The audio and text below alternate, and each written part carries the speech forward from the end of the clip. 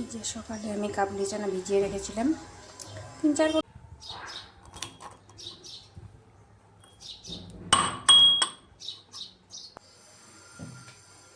দিয়ে দেবো আদা রসুন কাঁচা লঙ্কা কুটেছি,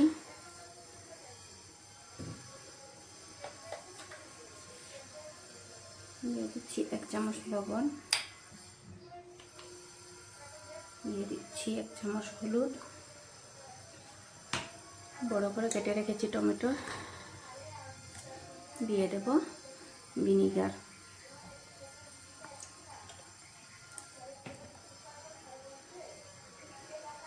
এবার দিয়ে দেব জল,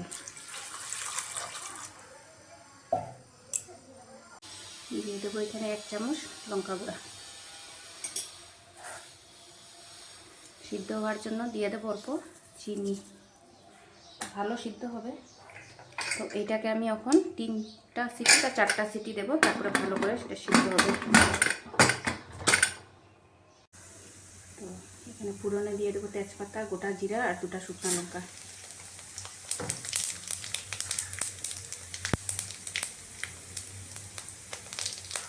তো এই যে আমার ঘুগনির ফাইনাল লুক। তো কেমন হয়েছে অবশ্যই বলবেন, যদি ভালো লেগে থাকে তো একটা লাইক করবেন, কমেন্ট করবেন, শেয়ার করতে ভুলবেন না।